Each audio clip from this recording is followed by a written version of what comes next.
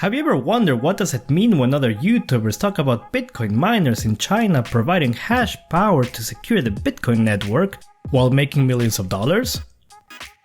In today's episode, we will explore cryptocurrency mining and the answer to the Bitcoin dollar question: how can you, yes, you, start mining crypto today or tomorrow?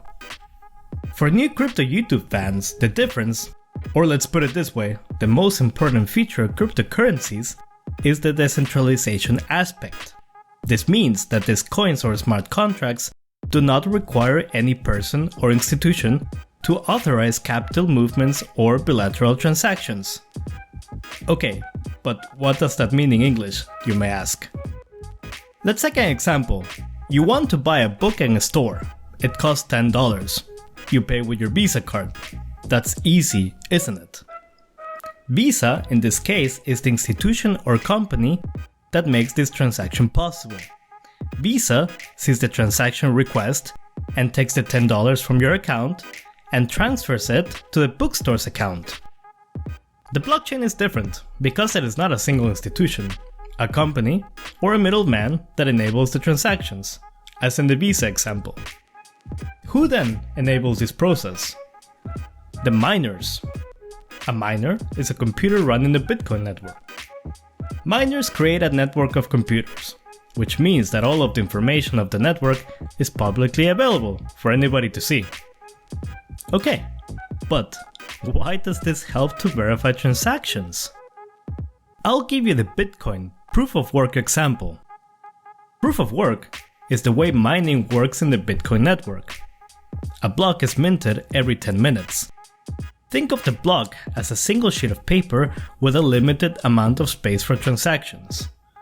In this example, the sheet of paper has a maximum of 100 lines for 100 transactions. People using the blockchain will conduct transactions during this time window. After the 10 minutes are up, all the miners of the network compete to be the lucky one to verify the transaction. Okay, but how and why? They will have to solve a really hard computational problem. The problem involves a high degree of difficulty and certain luck aspects, so that the biggest, baddest miner out there doesn't always win. The winner of the races will be compensated in cryptocurrency, in this case Bitcoin. And I don't know if you watch the news, but crypto is really expensive right now, so it makes a lot of sense to do it. We are not done with explanation. After these 10 minutes have passed and the miner has verified the transactions, a new block is created and the whole process starts again, with one difference. Along with these 100 lines for transactions, a small title is added at the top of the page. This small title is an encrypted summary of all transactions of the previous block, which makes this new block connected to the past block, like a chain, a blockchain. This means that for future blocks, the old transactions in the old blocks cannot be changed or removed. If someone tried to remove a transaction, the title of the block would change, and so would all subsequent titles. Everyone on the network would see this and not accept this change to the blockchain.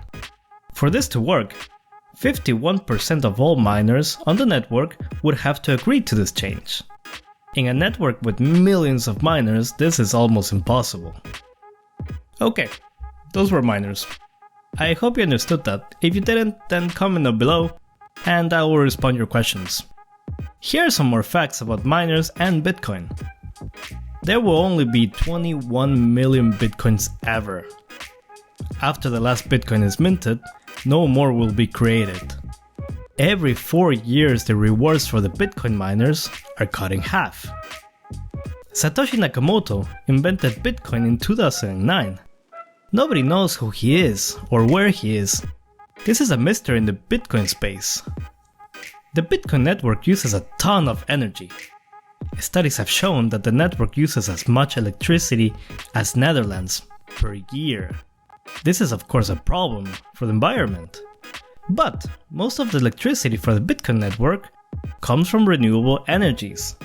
So it ain't that bad. Okay, let's do question number 2 now. Can you mine cryptocurrencies? Yes, but it might not be worth it. In the past, you could mine Bitcoin with only your laptop. Nowadays, you need special computers that can cost thousands and thousands of dollars, plus the electricity to run them. Most Bitcoin miners are located in places with extremely cheap renewable energy to profit from Bitcoin mining. There are other coins that you can mine at home, like Ethereum and Monero. It might not be extremely profitable, but you can do it, and it's fun. But let's go back to the question. How can you get started with mining? Look, it's really hard, complicated, and expensive. So, if you don't want to spend any money and long hours researching this topic, I recommend you do the following and go to this page. It's called nicehash.com. Here you can mine cryptocurrencies while you watch YouTube or work. You basically register and start mining crypto. The whole process is so simple and fast that you hardly know that you're mining crypto. So that was it. I really hope that you liked the video and that you learned something about Bitcoin mining. If you liked the video, give it a like. If you really liked the video, then subscribe. And then if you really like the video, then share it with somebody you know. If you want to learn about NFTs, click here. Thank you very much for watching. Bye!